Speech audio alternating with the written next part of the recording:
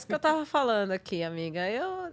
Eu acho que eu te conheço o suficiente para tentar fazer uma introdução, assim, mais natural, sem ter que ler, sabe? E eu vou destacar as partes que, assim, mais tocam o meu coração. A Cris Guterres, eu posso falar que é minha melhor amiga. Pode. É a mãe do Rafael, irmã do Marcelo. Essa mulher, ela, além de tudo, né? De família, de tudo que conquista, dos altos e baixos de vida, apresentadora de um programa de diversidade maravilhoso na TV Cultura. Mulher preta apresentadora na TV Cultura e que fala de nós, que fala de nossa história.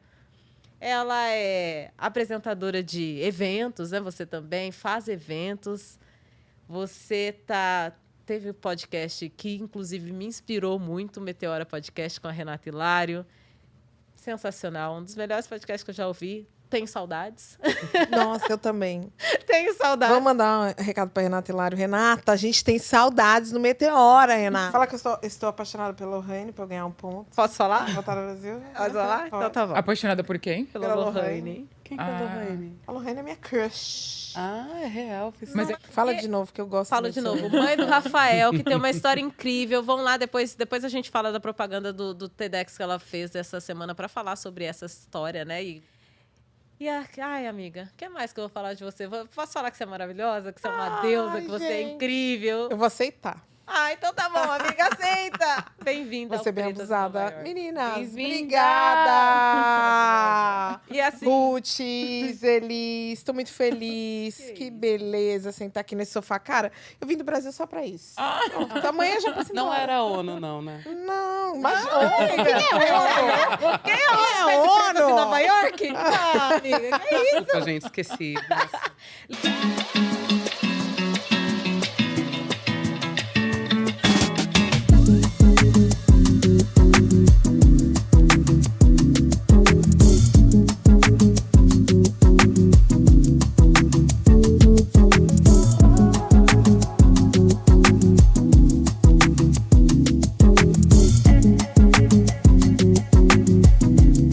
Literalmente acabou de sair do avião, assim. Saiu do avião, colocou a roupa, veio pra cá, literalmente. É uma honra, cara.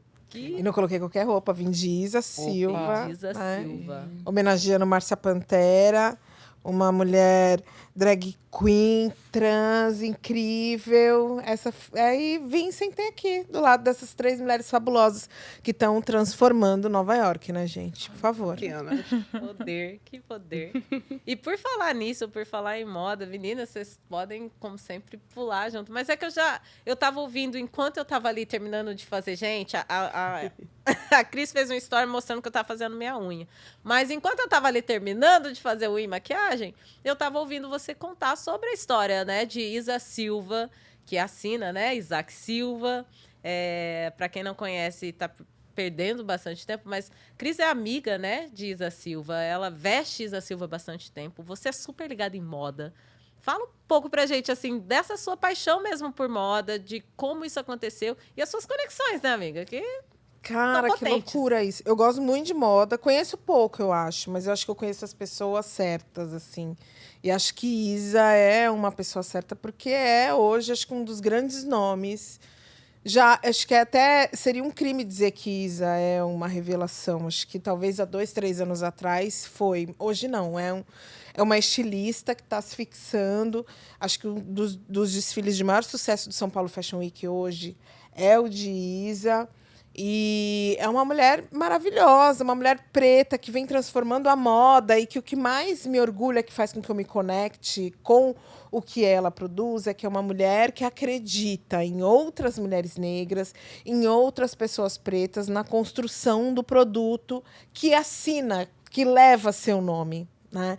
Que sabe qual que é o poder da gente se fortalecer entre nós, de investir entre nós, de reconhecer, por exemplo, pessoas vindas da América do Sul, como venezuelanos, América ali Central, ou colombianos, que são pessoas que no Brasil são tratadas como estão em sistemas análogos à escravidão e que nos trabalhos de Isa estão ali como trabalhadores assalariados, recebendo um salário digno pelo trabalho que exercem. Então, assim, eu sou até suspeita para falar da Isa, né?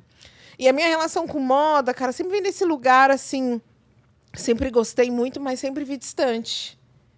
Nossa, não é para mim, né? Eu, na verdade, eu queria, antes de ter feito jornalismo, eu queria ter feito moda. Mas eu olhava e falava assim, ai, meu pai não tem dinheiro para montar uma loja para mim. Então, acho que moda não vai rolar. Porque é isso também, né? Quando a gente olha para um país como o Brasil, eu não sei como é que é aqui em Nova York, como que é essa relação, se é mais fácil ou não. É muito difícil você começar do zero. E no mundo onde a gente concorre com a China, né? Que produz em alta escala, tudo muito barato, à custa de um trabalho praticamente escravo. Essa concorrência ela se torna desleal. A indústria têxtil brasileira, por exemplo, ao longo do tempo, se perdeu muito nesse caminho, né? E aí eu desisti, fui para o jornalismo, mas em um dado momento eu trabalho com moda, e aí eu vou trabalhar com um projeto, que é um projeto lindo, que é o Periferia Inventando Moda, que é um projeto do Alex Santos, um estilista de Paraisópolis, que é um menino que coloca a galera de Paraisópolis para fazer moda, para desfilar a moda, mostra para muitos jovens, adultos e pessoas mais velhas que ser modelo não é simplesmente ter um corpo magro e ser um cabide, mas sim é possível revelar um sonho. E o Alex faz uma transformação muito legal com esse projeto. Eu fui trabalhar com o Alex. E é nessa que eu vou conhecendo pessoas como a Isa, como Maga Moura, como outros nomes. E hoje, através do meu trabalho também, que eu gosto muito de vestir, eu escolho vestir estilistas negros também. Ou estilistas que não sejam negros, mas que tenham consciência, né, do caminho que traçam para abrir espaço para outras pessoas que não fazem parte dos grupos hegemônicos, né? Maravilha. Sim. Muito importante. E como que tá para vestir pessoas negras no Brasil? Porque como que é acessível ainda você encontrar? Eu sei que você falou da Isa Silva, desculpa, eu sei que você comentou da Isa Silva. Mas para quem tá do Brasil, como que fica esse acesso?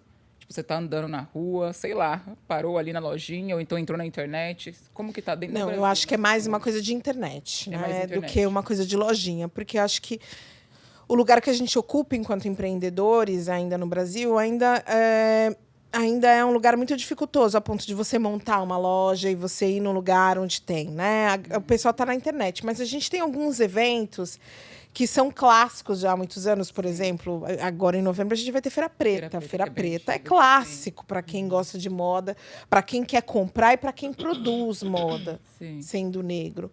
Então, o pessoal vai lá, vai comprar. A gente tem alguns espaços. Eu falo de São Paulo, né? Porque falar disso no Brasil é um território diferente. intercontinental, é continental, então é complexo. Então, nesse espaço de São Paulo, tem alguns polos ali, a região central, Praça da República, uma região onde se concentra um pessoal que vem da África e que trabalha com tecidos, com arte, com bijuterias, com joias ali africanas, que se concentra ali naquele espaço também. É um lugar que você pode ir. Mas a gente tem nomes incríveis de pessoas negras que estão trabalhando com moda, que estão transformando, que eu fico até meio sem graça de começar a citar, e aí, de repente, você esquece alguém. Mas, assim, Ângela Brito, por exemplo, que é uma estilista da Angola, se eu não me engano, a Ângela produz alta costura. Está desfilando na Casa de Criadores, né? A gente tem lá a Mônica Anjos, a Mônica da Santa Resistência. Tem inúmeros estilistas. E eu acho Pode que fazer tem uma listinha também para colocar depois. isso, vale a gente fazer uma listinha, até para não esquecer ninguém. Mas, assim, eu acho que tem duas pessoas que eu gosto muito, que me formam uma grande referência, que não são estilistas, mas são duas mulheres negras que eu gosto de acompanhar, que produzem um conteúdo, que vestem moda. Gente, Apartamento 03, do Luiz Cláudio, cara, uma marca fantástica, um cara de Minas. Nossa, faz cada coisa lindíssima.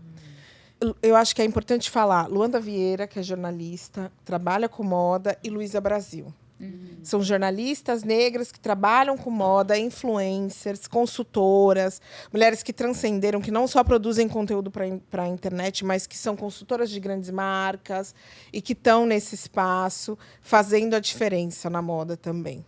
Que Muito legal. bacana. Se a gente ficar falando de moda com a Cris aqui, eu vou te falar, a gente vai gastar a hora inteira aqui do podcast só Só falando pra falar de moda. Na verdade, Não, e eu queria trazer outros nomes, porque assim, a gente ainda tá nesse circuito também, que é um circuito muito da elite, porque assim, a moda na favela é algo muito intenso. E o projeto que você fez, você acabou de citar, mas fala de novo o nome, porque foi Periferia muito, Inventando Moda. Foi muito lindo, né? Do Alex Santos.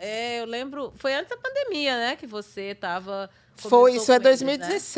2016 ali, E bem revolucionou. Eu lembro que, tipo, ali. Empoderando empreendedores, assim, de comunidades, gente que quer fazer, mas não sabia como fazer. E aquelas pessoas também, é uma coisa que a gente já até falou aqui outras vezes, são pessoas, as pessoas que estavam ali sendo empoderadas, não só modelos, não só o pessoal que estava trabalhando no final, né, no produto final do desfile, mas quem estava produzindo para isso. São pessoas que já eram empreendedoras e nem sabia que esse era o nome do que elas faziam, sabe? Então, eu achei lindo de ter visto esse movimento mesmo, de trazer essas pessoas que não tinham conhecimento de o que eles estavam fazendo, eram pequenos e médios negócios ali já, mas não tinham conhecimento, não tinha estrutura também para tratar isso como um empreendimento, né? Como ser empreendedor. Então, foi lindo. Parabéns, foi lindo. Não, e ali, por exemplo, eu vi pessoas que estavam ali no início de carreira. Naná Milombi, por exemplo, hoje é a stylist da Stephanie Ribeiro, apresentadora do Decora, da GNT. Essa menina é uma stylist maravilhosa, ela tem trabalhos incríveis, com grandes revistas. Naquele início ali, eu lembro da Naná sentadinha na escadaria ali, assistindo os desfiles e vindo falar comigo. E a gente se conectando. E hoje, olha o que ela é grande, né? Pois é. Espaços de conexões de gente preta, de gente de periferia, de gente que está produzindo há muito tempo, só que tem visto a sua produção, os seus resultados serem cooptados, serem roubados, né?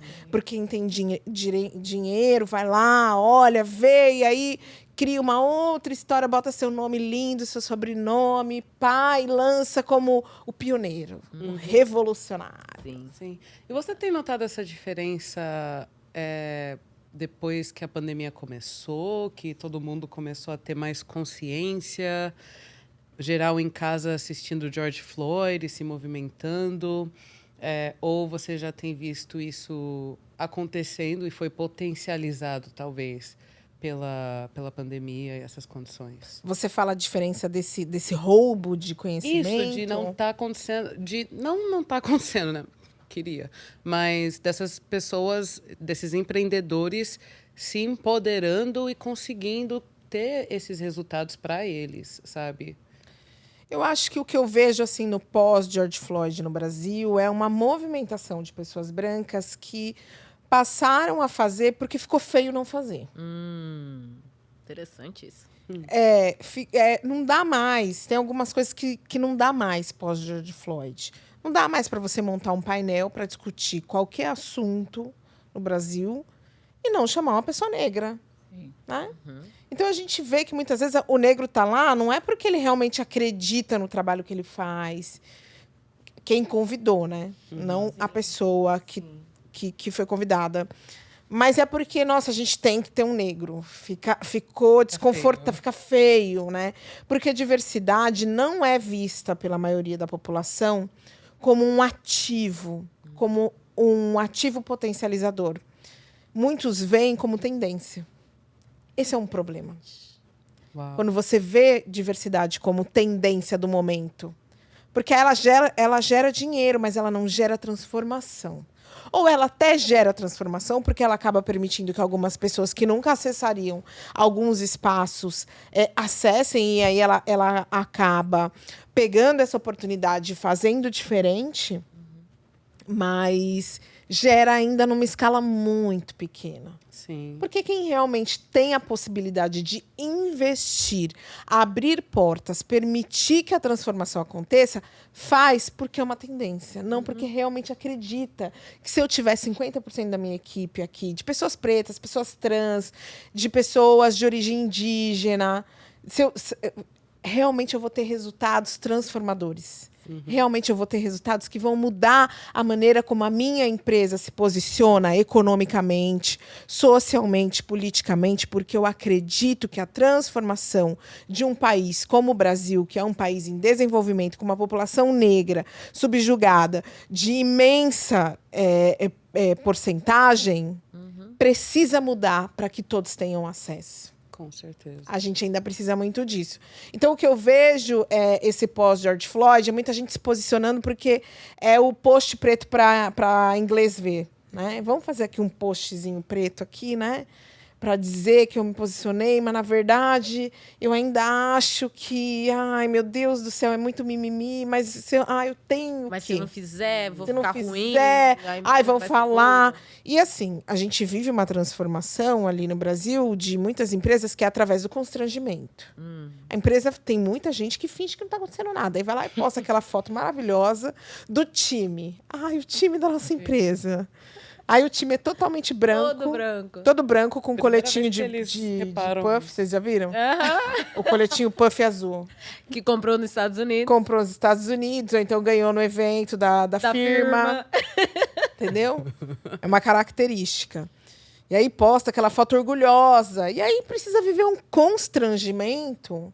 Ai, me lembrou uma Sabe, coisa, desculpa. Eu pra sei que vai começar- passar, mas me lembrou a turma do sapatênis. Ai, desculpa. Mas é, amiga, eu adoro essas conversas da turma do sapatênis. Eles Não, têm, turma tem, do um, sapatênis. tem um lookzinho todo organizado. Sim. A turma do sapatênis. A turma do sapatênis usa o coletinho, Coletinho puff. puff azul.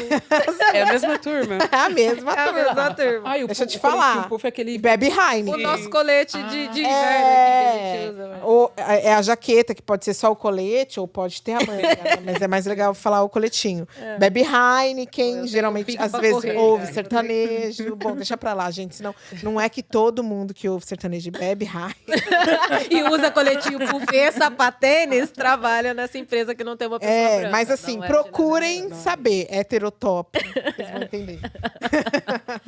Ah, Cris, deixa eu te fazer uma pergunta assim, ainda nesse meio, mas é porque tô curiosa. Você hoje é apresentadora do Estação Livre e eu não estou no Brasil para assistir, mas eu assisto pela internet, né? Então, e eu vejo você fazendo muito essa movimentação que você já fazia, né? Eu te conheço desde quando você era assessora ainda, né? Ainda não estava na mídia como está. Mas você já vem fazendo essa transformação que você acabou de dizer, né, de outras formas, com vários outros projetos. Mas como está sendo Estação Livre, assim? Que experiência surreal, né? Porque você está na TV Muito. Cultura, que é uma TV, né, que a gente pode dizer... a gente pode dizer que é patrimônio brasileiro, a TV Cultura. É uma TV pública Não e é? com reconhecimento pela qualidade dos produtos que ela produz, né? E Exato. você acha que a TV Cultura vem trabalhando com diversidade já tem muito tempo, né? Porque eu lembro do programa Manos e Minas, Castelo Sim, Rá-Tim-Bum, trabalha há você já muito tempo, mas ainda é muito pouco. É muito Embora eu pouco. trabalhe lá, não vou ter medo de bater na TV. via. Por favor. A Até porque é TV pouco mesmo. é Se a gente pouco. pensar na população que a É. gente tem, é pouco mesmo. Sim. Muito pouco. A Sim. gente... Manos e Minas era um programa incrível, que foi apresentado por... Sim. Teve diferentes apresentadores, né? A Roberta Senela Dalva foi apresentadora do Manos e Minas, acho que foi a última, se eu não me engano. O X foi apresentador do Manos e Minas. Era um programa lindo, trazia o rap, cultura de rua, o street style na roupa da galera que estava ali na plateia, no apresentador. Né? O slam para dentro da televisão. Um programa lindo, incrível. A cultura é uma televisão que ela sempre teve preocupada com. Mas a gente ainda está falando de muito pouco. A cultura também tem há muitos anos a Didi Couto como apresentadora do Metrópolis. Tá lá há né? anos, né? Tá lá há anos. Didi é uma referência para mim de quando eu ainda estava ali engatinhando, sonhando em ser apresentadora. Então, sim, quando você me pergunta, você acredita que a cultura é uma televisão que tem uma preocupação com a questão de raça, com a diversidade? Sim, ela é uma televisão, mas ela ainda assim, o que ela traz na tela é muito pouco diante de um país onde 56% da população se identifica como uma pessoa negra, né? Ou como preto ou como pardo. Ainda a gente precisa mudar muita coisa. Sim. E aí eu gostaria de fazer uma pergunta. Como curadora também de conteúdo, que tipo de conteúdo você sente falta assim na TV brasileira, na mídia brasileira, que você acharia muito transformador, que é necessário, que é essencial para um país como o Brasil, né? Tão diverso e tão... Eu sinto Plural. falta de ver pessoas pretas normalizadas na televisão.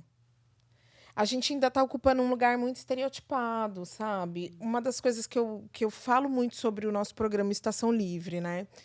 Que, aliás, quero aproveitar aqui a minha estada aqui no Preta Semi, falando do Estação, para falar que nossa equipe é uma equipe fabulosa, maravilhosa. As pessoas que trabalham comigo, a gente tem uma equipe diversa, eu tenho uma equipe com mulheres negras, mulheres brancas, homens negros, homens brancos. E a gente tem produzido um programa muito legal, que eu acredito que essa diversidade faz com que a gente chegue num resultado que emplaque, que faça com que muitas pessoas se enxerguem, né? E aí eu recebo muitas mensagens, matérias, e-mails falando: eu sofri racismo, você precisa contar minha história.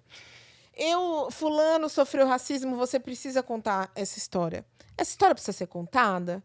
Precisa, mas eu não quero contar. Porque eu tô cansada de ver gente preta sofrendo na televisão. Eu quero trazer uma discussão sobre medicina. E ter um médico preto no meu programa falando sobre medicina. E se em algum momento houver necessidade dele fazer um recorte de raça para explicar alguma coisa, que ele faça. Mas que isso não seja o objetivo do programa.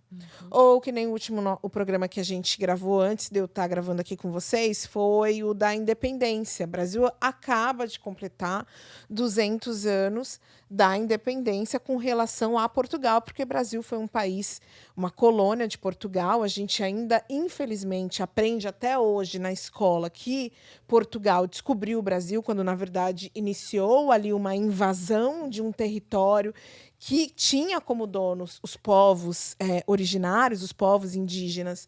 E aí a gente veio contando essa história de uma maneira diferente. Quem eram os outros protagonistas no Grito do Ipiranga? Cadê as pessoas negras? Cadê os indígenas? Os movimentos populares. Nós estamos num país onde os movimentos populares são criminalizados e não é de agora. Não é agora que surgiu. Não é de 30, 40 anos atrás que a gente ouve falar que o MST é tudo, todo mundo é ladrão, invasor e tal. Não, isso tem uma herança de séculos. De suprimento, criminalização, invalidação do poder e da existência dos movimentos populares. Eu venho nesse lugar. Eu quero, na televisão, ver pessoas negras normalizadas e potencializadas. Então, por exemplo, ver no Jornal Nacional, vai fazer uma matéria sobre direito, a advogada que vai fazer, a especialista da matéria tem que ser negra. Exato. E tudo bem. E se ela falar de racismo ou não tem problema. Que a gente não vire pauta só de questões sociais. Só de questões sociais. É tipo, que a gente não apareça só no 20 de novembro. Só no 20 de novembro. É isso. Pessoas trans. Eu levo várias pessoas trans no meu programa que em nenhum momento elas precisam falar que elas são trans. Porque ela tá falando de tecnologia. Deve ser um alívio gigantesco. Ela tá falando de né? política. Ela tá sendo normalizada. Ela tá Mais lá do que isso, é pelo humanizar os nossos expertise corpos. dela. Não por ser uma pessoa trans. Né? Né? Ela tá ali para falar do trabalho que ela desenvolve, falar de psicologia. Eu fiz um programa de masculinidade que no palco tinha um homem trans e negro e um homem negro cisgênero. Em nenhum momento a gente precisou falar quem que era Quem é trans e não quem é era. cis. Entendeu? E muita gente que assiste nem se dá conta. E você sabe que o mais louco, Isa, foi uma vez que a gente estava almoçando, o pessoal da equipe do programa, a gente estava almoçando num bar, e chegou uma senhora branca, e ela me viu. Eu estava bem na cabeceira da mesa, e ela passou, ela me viu. E ela parou, e ela falou assim, meu Deus, eu assisto seu programa. Ela começou a chorar, e eu falei, meu Deus do céu, meu Deus, que loucura, essa mulher chorando aqui na minha frente. E ela estava realmente nervosa, e ela virou para mim e falou assim, cara, desde que eu comecei a assistir o seu programa, eu comecei a enxergar a população negra, as minhas atitudes, a minha relação com as pessoas no meu dia a dia de forma diferente. Eu me sinto envergonhada de muita coisa que eu já fiz. Eu estou aprendendo muito. É sobre isso. É sobre letrar a população, muitas vezes. Só ela aprende. Cara, é sobre... Eu encontro pessoas na rua que falam assim para mim. Primeira vez que eu vi o seu programa, eu liguei na TV, tava mudando de canal, aí eu vi uma mulher negra com esse cabelo desse tamanho, com 2 pessoas negras na tela. Eu falei, mano, tem alguma coisa errada. Não é normal. Não é brasileiro. Não é Opa! brasileiro. Eu não pago esse canal. Eu não pago esse canal. Aí eu resolvi assistir. Você vê, já tá só de ver a apresentadora, ele já percebe que não é o que normalmente se vê na TV brasileira. Ainda mais, eu não sou uma mulher magra, meu cabelo crespo, né? Isso fala muito sobre os comportamentos que a televisão brasileira tem, que é uma das ferramentas opressoras utilizadas anos e anos para que a gente mantenha essa estrutura racial onde a população negra está sempre subordinada, sempre perde e é sempre a ponta de lança dos piores indicadores, sejam eles econômicos, sociais ou políticos no país. Ponto. Não É isso. E você poderia falar um pouquinho da importância, não sei a sua opinião a respeito, mas da gente também ser dono dos meios de comunicação no Brasil, num país... Cara, olha, você sabe uma coisa que eu falo, Isa, sempre. Eu acho que o Brasil, por conta de todas essas suas estruturas raciais, machistas e tal, tem um cara que é um puta vanguardista que não recebe o devido respeito. Cometeu um erro muito grande há tempos atrás. Estou falando do Netinho, que não só é um cara que era um empresário, compositor, sambista, um vanguardista. Essa é uma real, assim. Ele teve uma situação de violência doméstica e ele foi muito penalizado por isso. Só que a gente conhece casos de homens brancos no Brasil que não foram nem 10% do que ele foi. Então, isso ficaram mais famosos, né? Ganharam mais seguidores. Muito mais seguidores. Recentemente, inclusive, teve um DJ que eu nem me recordo o nome aí, que também estourou. vale a Então, pena. assim, eu não quero validar a atitude do Netinho, mas eu quero chamar as pessoas para uma reflexão do cancelamento que a gente oferece para uns e não para outros. E isso está muito relacionado com a cor da pele e com o gênero. Sim. O Netinho, lá nos anos 90, o cara tinha um canal de pessoas pretas. E ele foi um cara que tinha um salão para pessoas pretas, um canal de televisão. Imagina, negro de Nossa, eles tinham produtos também. produtos de cabelo. Ele tinha uma pasta de dente. É verdade, Caramba. gente. Caramba! Nem E essas lembrava. empresas eram empresas onde as pessoas negras trabalhavam, atuavam, dominavam. E num momento, ter um canal, uma concessão de um canal no Brasil, é um jogo de interesses. Não é qualquer pessoa, vou chegar lá e vou falar, quero um canal. Não é assim, não é ter dinheiro. Tem um jogo. E ele conseguiu. E ele fez... Nossa, o que era o programa da princesa, gente, do Netinho? Vocês Um dia de assistiram o princesa, programa um dia de Cara, princesa. nossa, eu queria tanto ser essa princesa. Por que eu trouxe o Netinho? Porque eu sabia que em algum momento você ia se conectar com alguma coisa que ele fez. Sim. E aí a resposta que eu tenho para te dar é sobre essa conexão. A importância da gente ter pessoas negras conduzindo os canais de televisão. Não é fácil uma pessoa negra ter um canal. É muito caro, é custoso, mas é muito fácil as redes de televisão, os grandes veículos de comunicação, sejam eles de imprensa, escrita, seja de televisão, seja de mídia online, colocarem pessoas negras em postos de comando, postos de decisão. Porque, assim, ter um apresentador negro é importante, Mas, assim, se você não tiver uma pessoa negra lá dentro decidindo... Que decide do que vai pro ar, né? Muitas das pautas vão cometer racismo, Sim. vão diminuir até mesmo aquele próprio apresentador. O meu programa hoje, quando a gente estreou, a diretora era a Kelly Castilho, uma diretora negra. E hoje é a Andréa Goulart, que é uma mulher negra também, que já trabalha na TV Cultura há alguns anos, e a Andréa está à frente. Isso faz a maior diferença. A gente tem possibilidade de cometer erros? Sim. A gente comete. De vez em quando a gente comete. Outro dia a gente cometeu um erro que eu achei absurdo. A gente Deveria comete. normalizar pessoas negras cometendo erros É, também, também, e podendo se redimir. Que não somos normalizados. Não né? Se A Maju como no Coutinho, a Netinho. Maju Coutinho, o jeito que caíram em cima dela quando ela começou mesmo era um exemplo, né? Não, Que ela não poderia gente, cometer erro nem nenhum. fale. Tinha que ser assim, Tem que ser perfeição. perfeita, não pode Ser perfeita. engasgar. Não Michelle pode, Obama pode ter também. nada. Sei que ela não é brasileira, mas... Mas essa visão. Não, e lá no Brasil, as pessoas não gostam de Michelle, porque Michelle faz careta, porque Michelle isso, porque Michelle aquilo. O mundo, né? Porque é o mundo. E ela mesmo traz isso, né? Que Sim. ela não pode ser ela não É. pode ser normalizada. E eu estendo essa nossa conversa. Agora a gente está num momento eleitoral no Brasil. A gente tem que ter pessoas pretas nas cadeiras eletivas, Congresso Nacional. Infelizmente, o meu sonho de uma pessoa negra presidente no Brasil está muito longínquo. Está muito longínquo. Porque é o que você estava falando também, né? Completando, Cris, o que você estava falando. É essa questão do poder, né?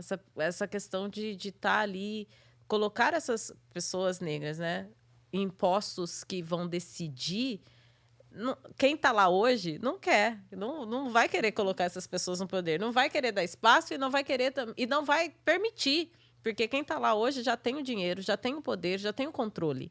E a gente vai brigar pelaquela posição e normalmente a gente não tem o poder, não tem o dinheiro e não tem como a gente pegar esse controle. Né? Mas a gente tem voz. Muita, e tá na hora da gente começar E a falar, a nossa voz permitiu com que nós sobrevivêssemos. Porque existiu e existe ainda um projeto político no Brasil de extinção da de extinção da população negra. E aí isso está muito em cima, muito pautado numa história de que é contada pra gente de que nós não somos unidos, de que a gente nunca lutou pela nossa existência. Isso tudo é mentira. Se nós estamos aqui, é porque existiram pessoas negras que vieram antes de nós, que são os nossos ancestrais, que nos passaram conhecimento e, como disse Feli Carneiro, fizeram com que a gente mostrasse para o mundo a nossa extraordinária capacidade de resistência.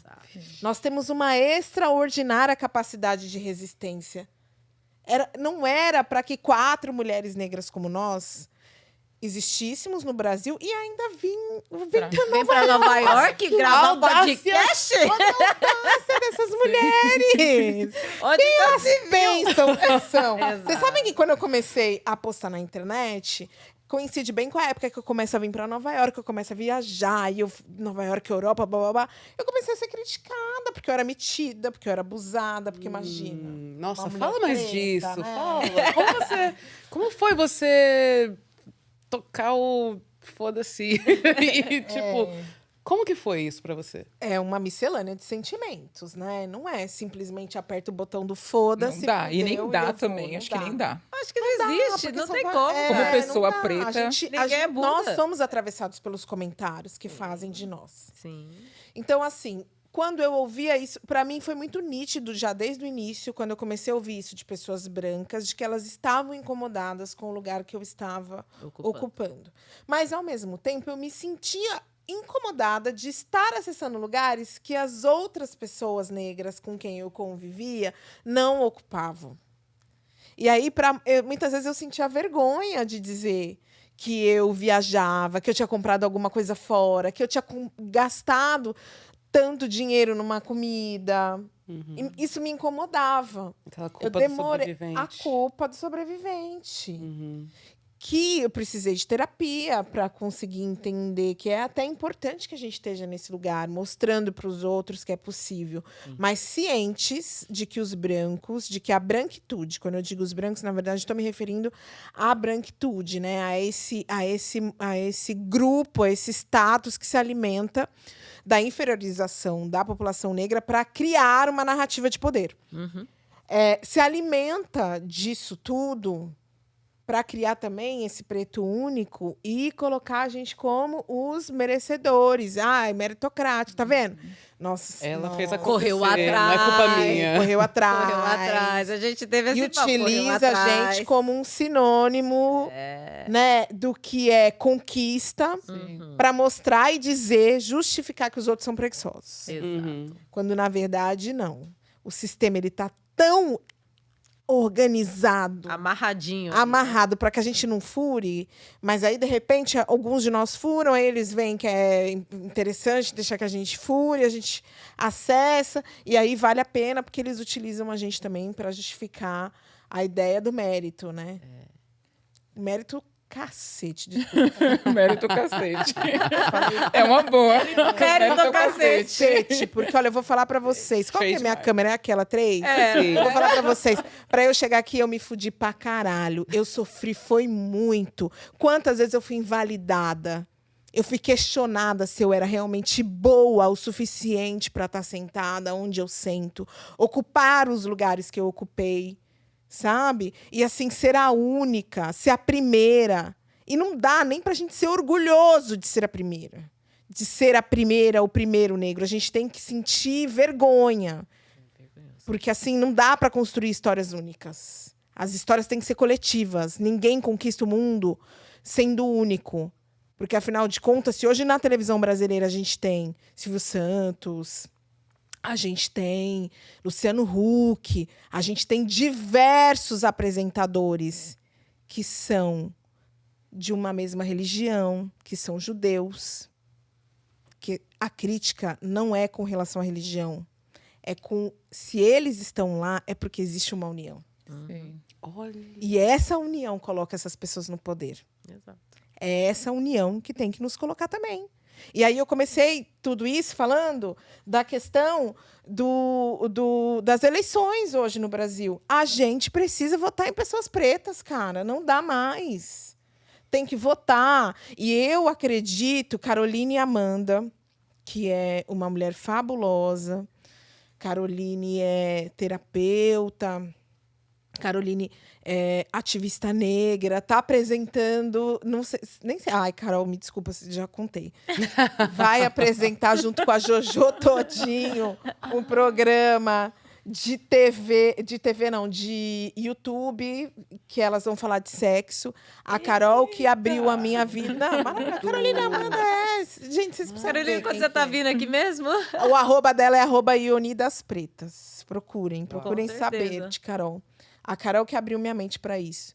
E a gente precisa também colocar mulheres pretas mães nesse poder. Porque olha o que nós, mulheres pretas que somos mães, estamos fazendo pela nossa sobrevivência, pela sobrevivência dos nossos, né?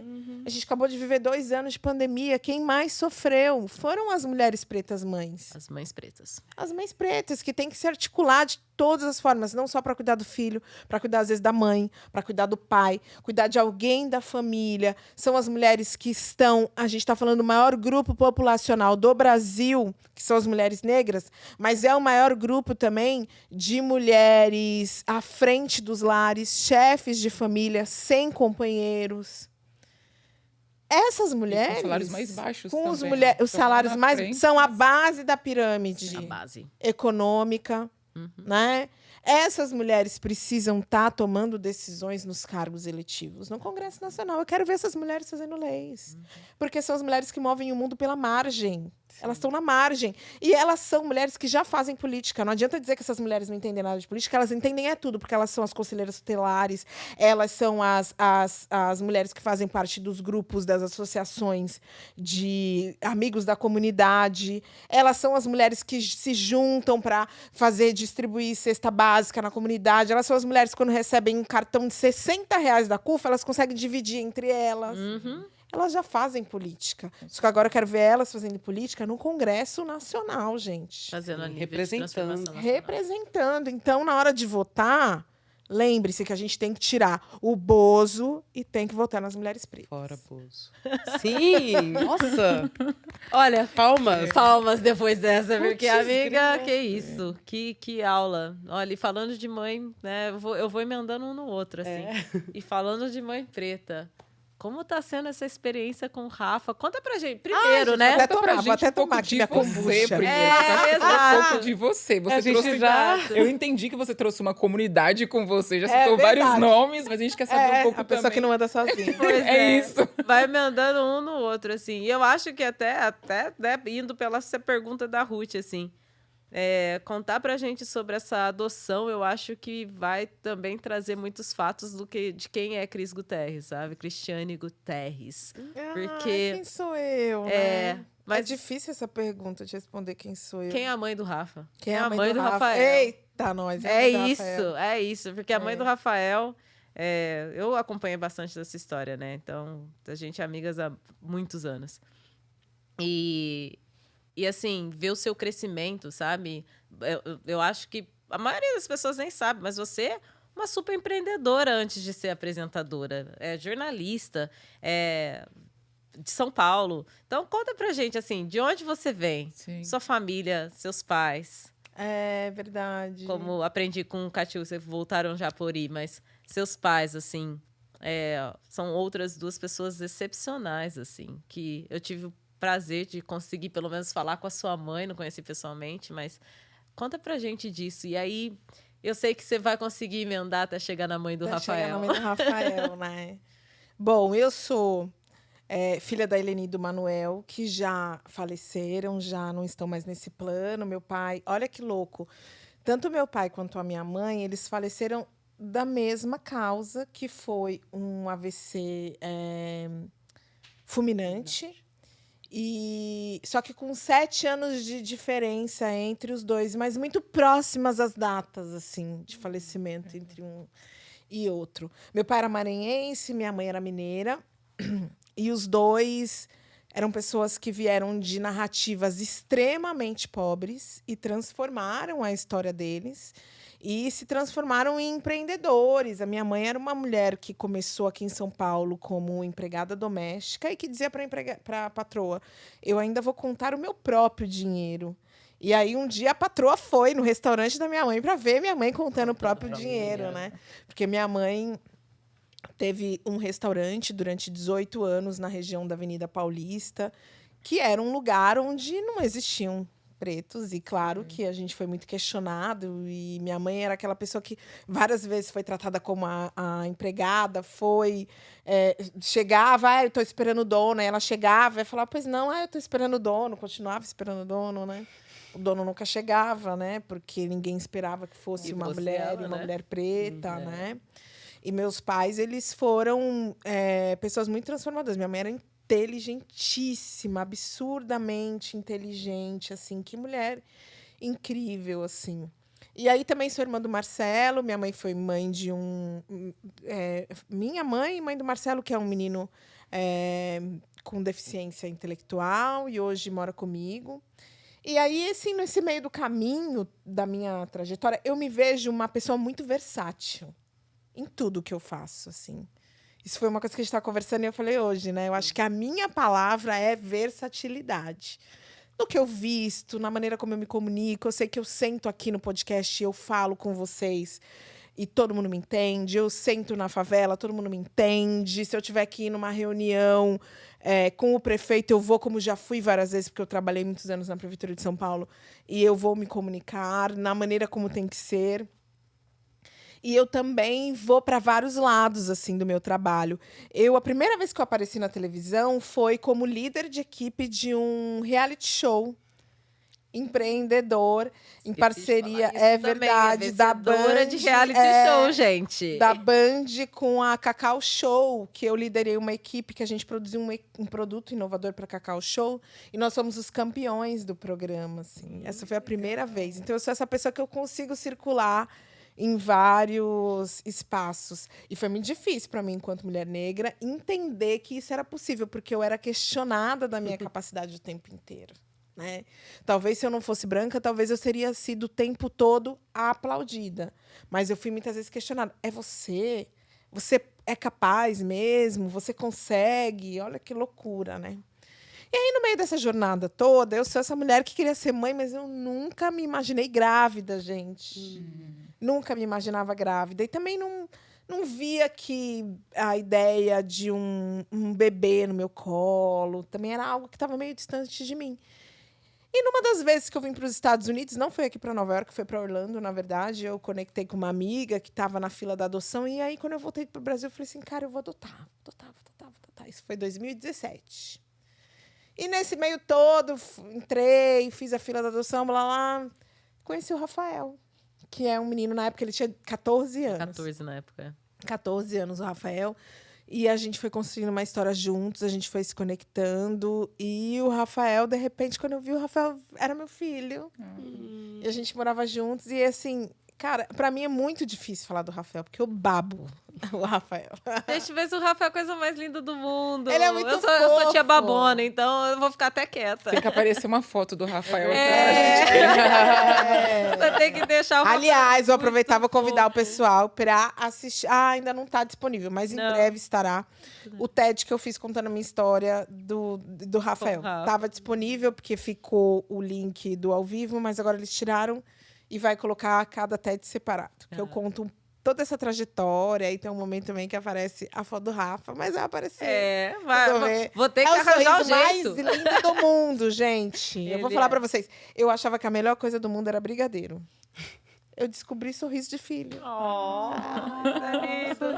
Sorriso de filho, que delícia. E quando eu tô com muita raiva do Rafael, ele é tão sem vergonha que ele dá um sorriso. Ai, já sabe o truque. Ele é sem vergonha. Mas o Rafael é esse menino que, assim, que vem dessa história de um menino que não é quisto, né? É um menino que a gente vai deixar ali, ó, porque não vai dar boa coisa mesmo, né? O Brasil tem milhares de meninos como ele. Esses meninos, eles estão sendo assassinados nos morros, no Rio de Janeiro, no Salvador, em São Paulo. Rio de Janeiro e Salvador, muito. Recife. São estados onde mata-se muito meninos negros, né? Meu filho, na verdade, ele anda com um alvo constante nas costas. Porque, afinal de contas, no Brasil, são 23 meninos negros sendo assassinados todos os Por dias. dia. Né? E se essa conta não estiver defasada, porque nós estamos falando de dados que são de antes da pandemia, e a gente está num momento no país onde o governo atual, com as suas falas e ações violentas, tem validado e oferecido um terreno fértil para o florescimento do nazifascismo e da supremacia branca no espaço brasileiro, que é algo que a gente nunca teve, e que trago isso aqui muito impulsionada por falas de Sueli Carneiro, por exemplo. Sueli tem falado muito sobre isso, Hélio Santos também tem falado muito sobre isso, e a gente precisa se atentar, porque senão a gente vai começar a enxergar no Brasil coisas que a gente só enxergava nos Estados Unidos, né? E a gente que usava os Estados Unidos como um ponto de observação para dizer que não somos racistas, né? Começamos, e erroneamente, né? Que a gente não vai ter tempo aqui para explicar, porque é algo muito complexo, mas erroneamente, porque somos um dos países mais racistas do mundo, a gente começa a encontrar agora atitudes tão violentas e pessoas que, assumidamente, nazistas, supremacistas brancos, achando no Brasil um espaço de proteção. Exato. Não é nem de Pra manifestação, é de proteção. Para isso poder também. dizer, para poder falar, para poder defender a existência, né? E aí meu filho é esse menino que é a vítima desses grupos, né? Então eu vou falar para vocês que ter me tornado mãe também me trouxe umas angústias do caramba, Claro, viu? medos Uau. também. Né? Medos muito grandes. O medo de ser vó precocemente. Também é um medo. É um grande que existe na minha time. casa, né? Na minha, Nossa, amiga, já pensou? Vó agora, não, né? Deus me livre. O Rafa agora tá com 18 anos. Ele acabou de fazer 18 anos, né? É. E tá vivendo muitas emoções, assim. Tá super emocionado. Ele fica mandando mensagem. Manda foto aí de Nova York, eu quero ver as casas. Eu quero ver isso, eu quero ver aquilo. Porque desde que ele foi pra minha casa, essa é a primeira vez. Ele foi morar comigo na pandemia, no início da pandemia. Então, essa é a primeira vez que eu faço uma viagem internacional. Então, ele quer descobrir tudo, né? Me manda fotos que eu quero ver, eu quero saber. E essas casas, e não sei o quê. Ele tá muito engraçado. Mas ele é um menino fofíssimo, cara. Ele é incrível. Todo mundo fala bem do Rafael em todos os lugares que ele vai. E cozinha, gente. O Rafa cozinha. Cozinha. Menino É moderno. um super companheiro. E ele é meu companheiro, assim, cara. A gente vai pros shows de rap junto. A gente vai balada. A gente vai curtir. A gente tá se permitindo. E, assim, transformou minha vida de uma maneira positiva. Claro que com altos e baixos, que eu não quero, pelo amor de Deus, gente, romantizar aqui a adoção ou a maternidade, seja ela biológica, ou seja ela por adoção, ou por qualquer outra maneira que ela venha acontecer, porque também existem muitas mães que não adotam, mas que são mães, né? Às vezes a avó que cria um neto, a tia que cria um sobrinho, não tem a adoção de fato, mas tem a maternidade. Eu não quero romantizar, são altos e baixos. Eu também sinto raiva, eu também passo por vários perrengues com meu filho. O processo da adoção não foi lindo, tipo, nossa, a gente se olhou, nos apaixonamos, ai, seremos felizes para sempre. Não, foi uma construção assim, com vários momentos de muito estresse. Elis, que é minha amiga, sabe exatamente como é isso. Mas é algo que eu me sinto muito satisfeita de ter me permitido viver esse processo. E ter um filho tão fofo como o meu. Rafa, um beijo pra você. Ele já tá se achando muito. É, A gente né? só fala bem dele, em todos os lugares. gente, Aí ele vem com aquele sorrisão dele. Ele... Não tem como. E tem interesse por jornalismo? Não. Ah. Ele não tem. Ele acha legal, mas ele não tem, assim. Ele tá numa fase, olha que louco. O Rafa achava que não podia ser nada. Que ele sempre recebeu essa mensagem, né? De que ele não ia ser nada. Então, quando ele descobriu que ele poderia ser o que ele quisesse, então ele tá perdidão. Agora é Tem tipo assim, muita não posso... E aí, o que eu quero? O que eu quero? O que eu quero? Tem muita coisa. Jornalismo tá bem longe dele, assim, bem longe. Eu acho que ele começou agora, ele está na segunda semana de trabalho num escritório de contabilidade. E eu achei muito legal uma fala que ele fez essa semana, que ele virou para mim e falou assim: nunca imaginei que eu seria essa pessoa que trabalharia sentado na frente de um computador. Oh, gente. Ele se via mais num operacional, né? Sim. E aí eu falei: filho, mas você é capaz de fazer tudo, você pode qualquer coisa e tal. Ele: não, eu já sei disso, mas é que eu não imaginava mesmo eu nesse lugar, né? Então ele tá fazendo as descobertas dele. Nossa, é muito interessante, porque é quase um momento, assim, full circle, né? Que o mundo dá voltas. Você, a sua imagem, né? A mãe dele, a sua imagem traz uma outra dimensão para a imaginação das pessoas, para elas poderem se enxergarem em um outro espaço, né? Em uma outra posição. E aí o seu filho dentro de casa tem a mesma experiência com você, né? Então é interessante. E é legal que ele tá tendo isso agora, né? Nessa idade. Porque a gente vê muita gente preta que tá começando a ter aos 40 anos, que começa a se enxergar igual a senhora que você falou que te viu. Foi uma senhora preta? Não lembro. Não, essa era Uma senhora branca. branca. Esquece. Mas tem outras. Não, mas ainda Mas deve cabe, ter porque muitas tem muitas Sim, histórias. de pessoas que muita se gente. enxergam uma fase adulta mesmo, sabe? E principalmente 60, quando a gente fala de 50. pessoas que nem desse não lugar, da pessoa que não é um negro retinto, que é um negro claro, né? Que aqui nos Estados Unidos, eu acho que isso é colocado de uma forma com mais tranquilidade, né? De se identificar a pessoa clara como negra, que no Brasil não tem. Sim. Né? Essa pessoa muitas vezes vai descobrir com 40 e poucos anos mesmo. Né? Vai descobrir assistindo o Estação Livre com a Cris Marques, que eu lá, nossa, eu sou preta. E nossa, eu posso ser jornalista. Com 40 anos de idade, a pessoa fala, 40 caramba, eu anos de poderia ter idade. sido jornalista Poderia esse ter tempo sido, todo. Exato. Ou eu posso ser uma profissional respeitada e ter o meu cabelo como ele cresce da minha cabeça, sabe? Exato. É As bem... questões... Ou E assim, e brigar pensando por isso nessa, também, né? exato, e pensando nessas questões, né, como a Ruth está falando, como a Isa está falando aqui, dessa normalização, né, aliás, primeiro da gente saber que a gente é, depois de saber que a gente pode ser, mas uma coisa que me toca muito nessa nessa parte da história da sua vida da adoção é que até a normalização da adoção para pessoas pretas, ela não existe. A gente pensa muito em adoção de pais brancos adotando crianças pretas ou brancas, normalmente bebê, normalmente, né, até, enfim, a gente sabe dos casos de famosos de adoção, pais brancos adotando crianças pretas ou brancas mesmo. A maior parte das crianças que são procuradas para adoção são brancas, loiras, né, e nenéns recém-nascidos. E aí ver uma mulher preta em uma adoção tardia, eu acho que desperta muito isso da possibilidade, sabe? De saber que a gente pode, é normal a gente poder querer adotar. a gente também adota. A gente também tá nessa posição na sociedade, sabe? E que isso já é comum entre nós, na verdade. Porque quantas famílias a gente conhece negras que tem sempre uma Sim. pessoa que ou foi adotada, não foi adotada legalmente, mas que é, eu tenho meu meio-irmão. Sim, É bastante. isso. É Primo da irmão. família. É o que você tava falando da mãe, da avó que cria, né? Que da avó que cria. cria, da tia que É cria. uma maternidade, né? Exato. Você sabe que hoje, no Brasil, o número de crianças disponíveis para adoção, ele é 6 vezes menor do que o número de pessoas disponíveis para adotar. Então, se a gente tiver 6.000 pessoas, 6.000 crianças para serem adotadas, que o número não é esse, é só uma suposição.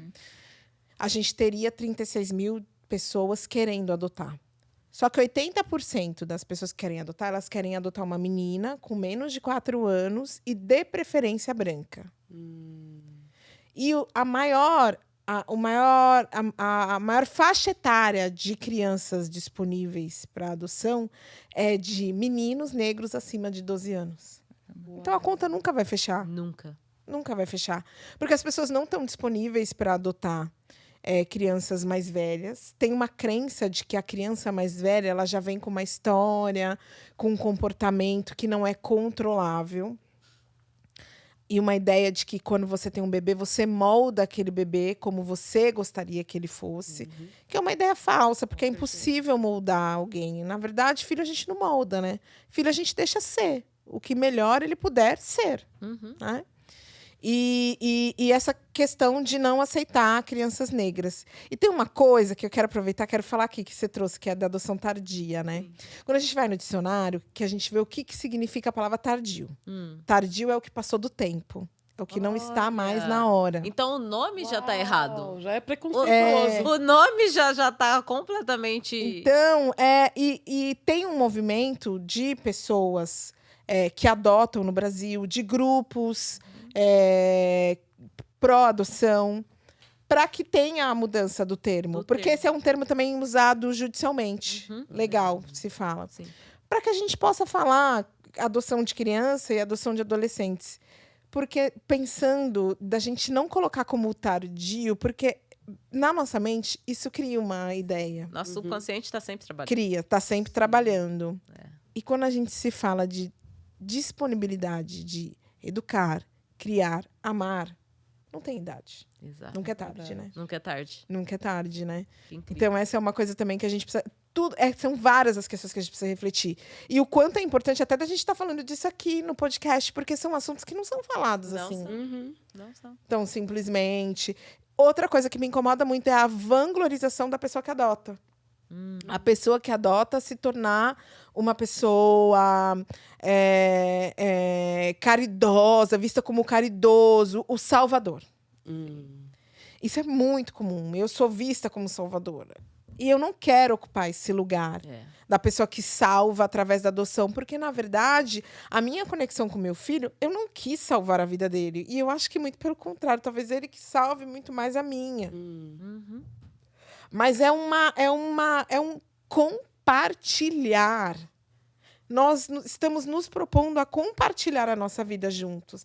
Eu não estou salvando ninguém. Eu fiz uma escolha para a parentalidade, assim como algumas mulheres escolhem ser mães através da maneira biológica, outras escolhem através da adoção. Sim. E só esse ponto. E a gente precisa naturalizar, porque a transformação de pessoas em seres que em tudo ou qualquer coisa que não seja humano, o resultado é sempre danoso. Pessoas negras foram retiradas da sua humanidade, pessoas gays foram retiradas da sua humanidade, e todas as outras pessoas que ocupam ali o grupo LGBTQIAP+. Pessoas que adotam são retiradas da sua humanidade, e aí se cobra muito do filho que ele é sempre obrigado a ser grato por aquela adoção. Nossa, Não isso tem também que ter. sempre me incomodou, mas eu não tem consegui que ser colocar grato. o nome Tem nisso. que ser grato, foi sorte. Olha que sorte que você Que teve. sorte você de cair nessa teve. família. Ganhou na loteria. Rafael ouvia muito isso. Ganhou na loteria. Nossa, como esse menino ganhou na loteria. Talvez não, porque tem gente que adota e não consegue educar, não consegue dar carinho, não consegue dar amor. E aí a vida que você imagina que mudaria através da adoção, não muda. Não muda. Ou no caso do Rafael, que já era um menino de 14 anos, será que ele realmente queria ter uma família? Mas ele não tem idade para saber. Mas talvez isso não seja realmente o melhor para ele. Porque o que ele já conhece da vida e as escolhas que ele já é capaz de fazer, talvez ter uma família não é legal. Não é porque uma família é bom para uns que vai ser bom para todo mundo. E, na verdade, quando a gente fala de família e enxergar a família, é uma coisa que a gente... Eu falo pra caramba em qualquer coisa. Não, por favor, tá no lugar certo. Eu acho que a gente precisa muito repensar sobre o que a gente entende e constrói sobre família. Porque a gente tem um projeto hoje dentro do Brasil, nosso país, que utiliza a ideia de família como um projeto hegemônico do que deveria ser associado à ideia cristã, que é o projeto família acima de tudo, Família sabe? tradicional. Essa família tradicional brasileira e tal. E isso precisa ser desconstruído, porque assim, a família precisa ser um lugar de acolhimento, de amor, precisa. Mas hoje, se a gente for pensar em crianças e adolescentes, 80% dos crimes de violência sexual infantil acontecem dentro de Dentro da casa. família. né? A família que acolhe também é a família que violenta, também é a família que abusa. Também é a família que torna a vida das pessoas uma vida dificultosa. Né? Então, a gente precisa falar. Eu não quero trazer regras. Eu sempre gosto de dizer isso. Eu não trago regras. Eu só jogo as coisas que é para as pessoas ouvirem mesmo e passarem a refletir sobre isso. Sabe? Leva isso para conversa de bar, leva isso para conversa de domingo, leva para conversa dos amigos, né? A gente não tem o que é certo e o que é errado. A gente tem ideias e a gente tem paradigmas, a gente tem tabus, a gente tem maneiras de viver que a gente está vivendo ali há anos, há séculos, que precisam ser questionados e precisam ser mudados. Talvez a gente não tenha a resposta do certo, mas eles precisam ser mudados.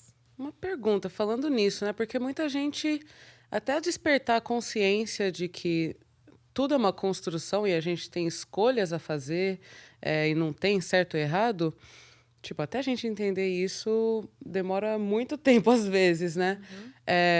E eu vejo a maior parte das pessoas e muitos brasileiros simplesmente aceitando o que vem da TV, o que vem dos canais da mídia, canais de comunicação. Como que a gente pode ter uma voz mais ativa na construção, qual que é o nome, gente? Plateia? Audiência? Como público? Como que a gente pode cobrar mais dessas pessoas que estão no poder na mídia brasileira para passar uma imagem mais real, mais verdadeira do nosso país? Eu acho que a gente tem cobrado mais essa... Hoje, se a gente tem aquelas empresas, aqueles veículos que no começo eu falei que estão fazendo diversidade por enxergar como tendência, é porque existe uma cobrança forte e ele já se sente corresponsável, ele se sente obrigado a responder a essa cobrança.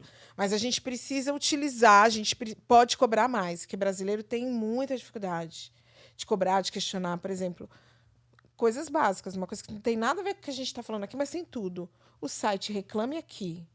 Vocês conhecem o site reclameaqui.com.br? Ele teve que mudar a maneira como ele trabalhava no Brasil, porque as pessoas não estão acostumadas a reclamar. De comprar coisas quebradas, de comprar coisas que não vieram corretamente, que não foram entregadas. A gente tem uma cultura no Brasil que é uma cultura que agora está me faltando a palavra, mas é uma cultura do não enfrentamento. Eu não estou falando isso de população negra, tá? Estou falando isso no geral. Quando a gente vai falar disso de um grupo negro, a gente tem que... É uma outra história que a gente precisa conversar aqui. Mas é uma cultura de... sua casa está limpa, mas a pessoa chega, você fala assim, não repara a bagunça. Né? Desculpa por qualquer coisa. Desculpa quando a pessoa qualquer tá indo embora. coisa quando a pessoa está indo embora. A pessoa, você não aguenta mais, mas você coloca a vassoura atrás da porta, mas não fala, que é para não gerar Exatamente, gente. gente. A gente tem esse comportamento, né? Sim. Então, isso faz com que, muitas vezes, a gente demore um pouco para falar.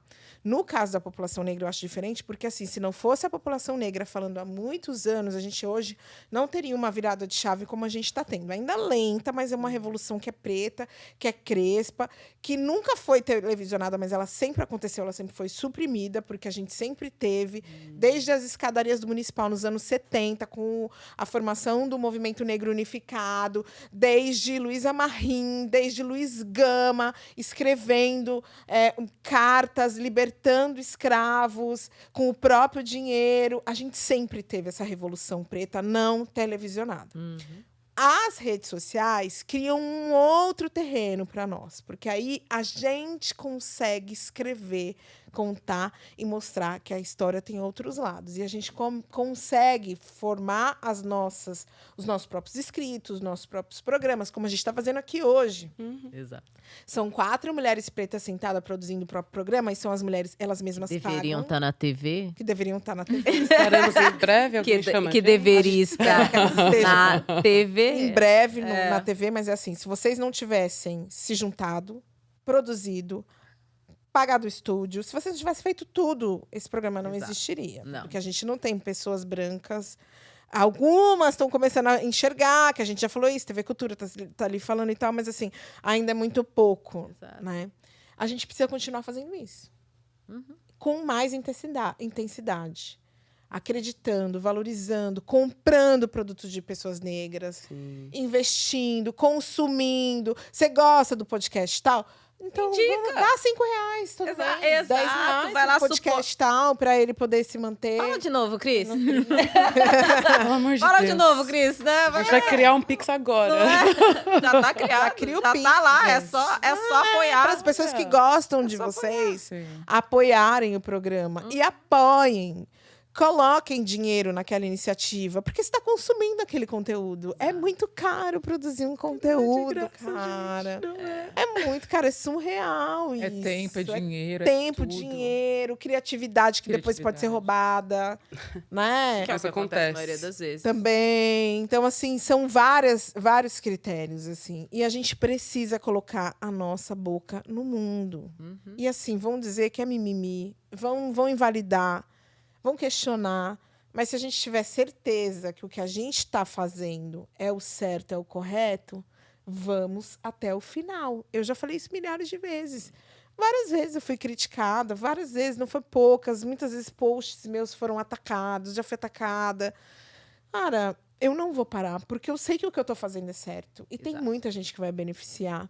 E essa cobrança tem que vir. E na hora que a gente vê, foi no evento, não tem gente preta, tem que reclamar. É. Tem que reclamar. Vai Eu reclamo. Serena Williams Nossa. e tem 2 pessoas Isso brancas eu acho- entrevistar ao invés de uma preta, reclama. Reclama. Reclama no Mas ar. isso eu acho essencial. Você ir nos ambientes, você não se vê e você reclamar. Você usar a sua voz, igual você falou. A gente tem esse poder. Porque no final, eu acho que acabam nos ensinando que o poder é o capital. No Brasil, nos ensinam muito. Mas se a gente parar e desconstruir essa estrutura, esse pensamento, a gente vai ver que não. Que o poder está nas nossas vozes, o poder está no nosso, sabe? Capital humano, no né? capital humano, exatamente. Exato. Bem legal isso que você falou mesmo. Nossa, e assim, quantas vezes, né? Eu, por exemplo, se me chamarem para discutir, vamos fazer uma mesa só de mulheres para falar sobre o que é ser mulher. Se não tiver mulher trans, eu não vou. Como é que eu vou sentar numa mesa só de mulheres para falar o que é? É sobre isso. Eu vou criticar, eu vou falar, olha, não vou. Sabe? Uma coisa que eu faço agora e que é fundamental que a gente faça.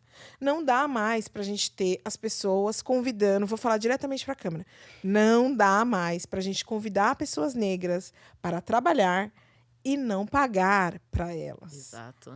É pro bono. Olha, você precisa entender que o meu evento, ele é pro bono, a gente se une. Palavra do momento. Cara, permuta. 400 anos de escravidão. A permuta Não acabou dá na mais. leal. Acabou. A gente já fez muito pro bono Acabou. nessa vida. Não dá mais. Aí me convida para fazer permuta. E aí eu falo que eu não vou, a pessoa ainda fala assim: mas você pode indicar alguém? Não, eu não posso, porque eu não vou indicar uma Eu pessoa. não trabalho para você. Vamos fazer diversidade. A gente quer fazer uma palestra de diversidade, mas a gente não tem budget. Dá para você vir de graça? Não. Porque se você não tem budget para fazer diversidade, é porque você não acredita que diversidade tem poder transformador. Porque se você acreditasse, você colocaria dinheiro nisso. Isso se tornaria parte do seu plano Exato. anual, no plano anual da sua empresa. Temos um investimento aqui que é para diversidade. Cara, essas transformações precisam ser feitas. E aí a gente precisa falar. Vou ser pintada como a chata? Vou. Vou ser pintada, mas eu já falei para vários eventos. E assim, é claro, e tenho que tomar muito cuidado ao falar disso, porque tem muitas pessoas negras que estão num outro patamar que o meu e que ainda não conseguem dizer alguns nãos, por exemplo, se paga muito pouco ou se não paga. Tudo bem, você vai ter seu momento de refletir, de repensar, de entender um caminho. Mas aí o recado também não é para essas pessoas. O recado Não é para quem tá pra quem tá contratando. pagando, né? Tipo, me convida para apresentar um evento que o evento é de graça, a apresentação, só que tem uma puta de uma marca farmacêutica nas costas, nas minhas costas. Ai, mas é que a gente não vai pagar. Não, mas não. Então, se você tem patrocinador, desculpa, você não tá sabendo dividir exatamente esse dinheiro, cara. Exato. Se você não vai pagar as pessoas que estão trabalhando para você, então, assim, desculpa, não vai ser eu que vou trabalhar com você. Infelizmente, eu vou mudar. Paguem as pessoas pretas pelo trabalho que elas exercem. E paguem, remunerem como se remunera uma pessoa branca. Que ninguém vai chegar e ter essa abertura, né? Abertamente chegar numa pessoa branca e falar, Quanto você ganhou? não vai. Mas aí depois você descobre que você ganhou menos. Bem menos. Exato. Muito menos. Bem menos. Bem menos. Não, e no Brasil a gente vem de um país onde a gente tem uma cultura de não falar de valores. Verdade. Mas essa a gente não pode Que é falar. proposital também, né? Proposital. Imagina, cristianismo falou pra gente que os humildes herdarão o reino do céu. Tô esperando até hoje. Eu não quero lá no céu, eu quero aqui. Quero aqui eu na quero terra. É isso. O meu terreno eu quero aqui, por favor. Eu quero aqui na terra. Não vou ficar Ontem. passando todo esse tempo aqui, né? Sendo humilhados. Não. Não, os humildes herdarão, não quero herdar nada. Eu quero o meu em dinheiro aqui, que eu vou comprar o que eu quiser. Também é essa, não vem com permuta, não. É isso, nossa, gente. Ai, Cris, olha, a gente já tá aqui quase estourando o tempo. Já. Tô até triste, porque é sempre uma aula, né? Conversar com você. Cara, que delícia, eu tava louca pra vir. Foi maravilhoso.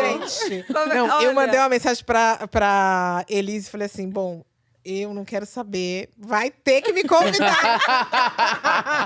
Não, você acha que é a pessoa mais mencionada nesse podcast que nunca tinha vindo. Exato. Porque eu falo todo o podcast. A Letícia falou de você. Letícia Vidica, beijo, estamos com Letícia, saudade. beijo! Gente, aliás, eu e Letícia falar aqui. É, A gente tá com o faz grupo As projeto. Herdeiras da Glória Maria, maravilhoso. É o grupo Eu que a quero gente fazer parte. fez. Não sou Da jornalista, mas ok.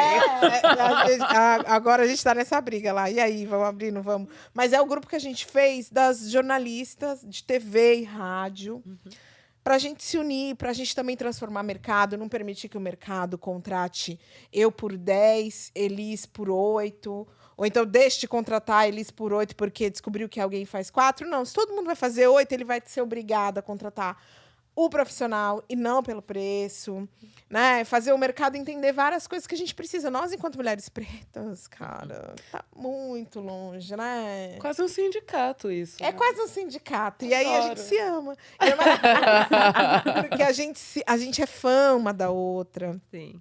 Ai, a gente fica se elogiando nas redes. Não, gente, a Letícia, ela... Não, Letícia é fantástica. A stylist dela. E o É cabelo? prima dela. Socorro! Gente, O que eu é não aquele consigo. cabelo? Eu me sinto até mal, que eu tô sempre mandando reação pros stories dela. Gente, não dá. Não, e a Lê Não, tá eu estourando, falei, né? A Lê tá no CNN Brasil, então, assim... CNE. Os espaços que a gente precisa ocupar, né? Cada dia, assim, eu tenho... Eu falo pra vocês, eu sou abençoada pra caramba, cara. Tem muita gente olhando por mim lá de cima, porque é minhas amigas, né, meu? Olha só quem eu Acho que tenho, a gente assim. que é abençoada de ser sua Opa. amiga. hein? Ô, amiga, que Ainda mais que eu isso, conheci que honra. a Letícia por sua causa. Verdade, né? É. Verdade, eu coloquei vocês em contato. É verdade, que demais isso. Conexões, é a vida. Mas eu não queria acabar esse papo, não. E eu tinha muito mais A gente vai ter que acabar aqui, mas a gente pode continuar em outros lugares. A gente Por favor, pessoal, desculpa, vocês vão ficar de fora, mas a gente vai continuar. Acompanhe nos stories. Cris, eu falo uma frase que eu aprendi, eu ouvi de você. Aliás, eu sempre falo nesse podcast, eu aprendo muito nesse podcast. Muito mesmo, assim. E eu acredito no podcast, eu acredito nesse projeto. Por isso, sabe? Porque se eu tô aprendendo com pessoas que eu já conheço, ou quem eu não conheço, quem realmente não conhece, quem não tem esse contato, e eu puder passar a palavra pro próximo, sabe? Então, assim, eu acho a potência, né? A potência desse canal, mesmo a gente ainda tá, né, no início, pouquinho em pouquinho, assim, mas a potência de tudo que eu aprendo, a potência que, né, nós aprendemos aqui, que a gente pode passar isso adiante. As nossas dúvidas provavelmente são dúvidas de outras pessoas. Então, eu acredito nisso. Eu acredito que a gente está fazendo o trabalho. E te ter aqui hoje, para mim, é uma honra. Porque eu aprendi muito com você hoje. Não só em termologia, como não vou usar mais adoção tardia a partir de agora. Não só nos termos, mas assim... Cada vez que eu converso com você, eu tenho essa impressão de que eu tive uma aula, sabe? E eu sempre cito aqui no podcast que eu falo, a Cris me falou uma coisa uma vez e eu nunca vou esquecer. Quem compara, perde. Você me falou isso aqui em Nova York, numa puta conversa que a gente teve, que você ainda tava lá.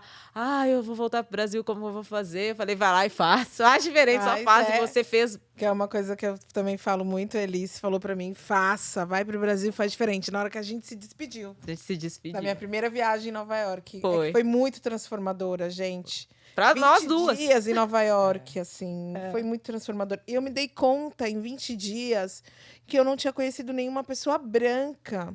E não que as pessoas brancas não tenham nada de potente para me ensinar, mas eu fiz uma viagem tão transformadora. Eu que vivo no Brasil. Eu vivia num ambiente onde eu lidava com poucas pessoas negras no meu ambiente de trabalho. Sim. Aquele lugar da preta única. Nanana. Quando eu venho para cá, e aí eu vi pessoas negras em lugares tão altos, eu falei, putz, cara, o que a gente tá fazendo no Brasil? Que a gente tá fazendo? Então também tem essa frase aí. É verdade, quem compara perde. Às vezes a gente se compara e a gente fica sempre se comparando e a gente... É muito difícil quem consegue se comparar e se colocar melhor que o outro. Nossa, acho que eu nunca fiz. Não é? A gente nunca bizarro faz. isso. A gente nunca faz. A gente nunca faz. Mas...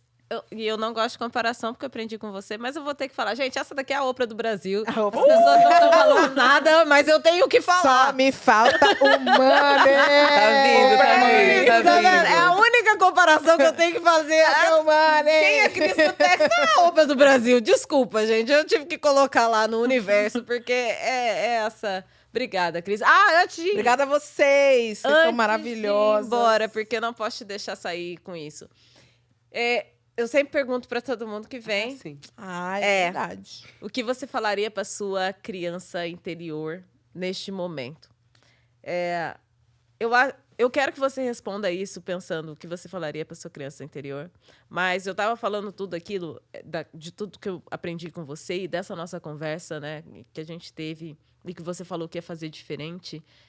O que você falaria para aquela Cris que estava aqui, né, que me falou da criança interior? Então, o que você falaria para essas duas Cris? A Cris, criança interior, e a Cris que veio para cá numa imersão de 20 dias e transformou a vida, voltou para o Brasil sendo esse furacão que você é, né? Então, o que você falaria para elas?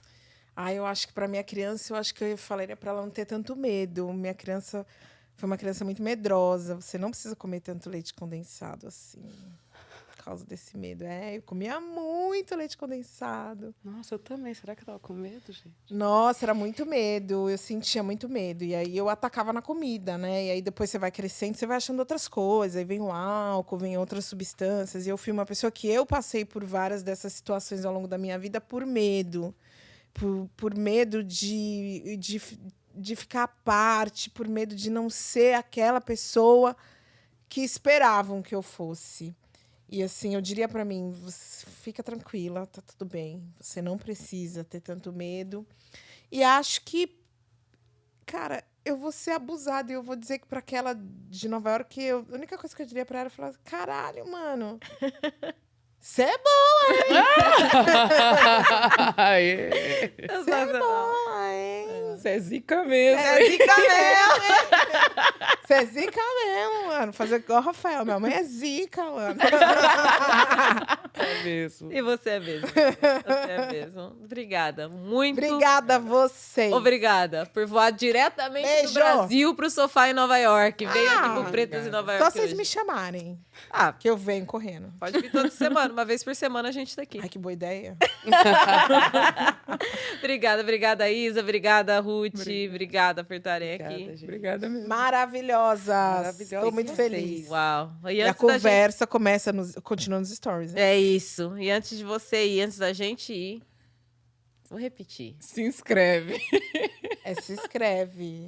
Se inscreva no canal, porque eu tô de olho quem não tá se inscrevendo, quem tá se inscrevendo. Eu tô de olho. Eu vou cobrar, assim, nominal nos stories. Eu vou cobrar... Vou começar a falar por nome aqui. Cada semana a gente traz 10 nomes de pessoas que a gente sabe que não está seguindo ainda Pretas em Nova York. Seguindo no Instagram... Vai lá, se inscrever no canal. Quem não tá se inscrevendo no canal ainda, gente? Ó, eu nem sei o que falar pra vocês. Cris, você tem um recado pra essas pessoas que não se inscreveram no canal do Pretos em Nova York? Vai acontecer algo muito ruim na sua vida. Se você não Próximos compartilhar com momentos, 7 pessoas. Se você não compartilhar com 7 pessoas, não curtir o sininho, não clicar no sininho, entendeu? E não marcar nos seus stories. Vai acontecer algo ruim na sua vida. É isso. Não tinha aquelas correntes do Facebook? Se você não compartilhar com o Facebook, Orkut, mas Orkut, tudo, e-mail. A gente vai começar com essa AOL. corrente. Exato. É igual aquela do brindar e não beber. É o que vai acontecer com você. 10 anos sem Ó, sexo? rimou. Sei! Tá vazio! Tudo bem. A gente brinda de novo. Que tá. E outra coisa, ouvem o que a Cris falou, tá? É muito sério sobre isso. Porque todas as nossas redes têm lá apoie o canal. Qualquer das redes. Você pode doar R$1. Ou para quem tá nos Estados Unidos, dá para doar $1. $5, R$4,99, enfim. Onde você estiver no mundo, vai lá, apoie o canal. A gente, né, tá trazendo esse conteúdo aqui, é super bacana. Mas a gente também precisa de suporte, né? Então, apoiem o canal para a gente continuar com o preço, para ter outras temporadas, para que a gente cresça e continue levando essa informação e para que outras mulheres pretas possam também vir aqui, sentar, falar, ter voz. A gente está fazendo isso porque, né, não deram esse espaço para a gente, então a gente criou o nosso próprio espaço, mas a gente está fazendo e a gente precisa desse apoio. Então, é isso, gente. Apoie o Pretas em Nova York. Obrigada.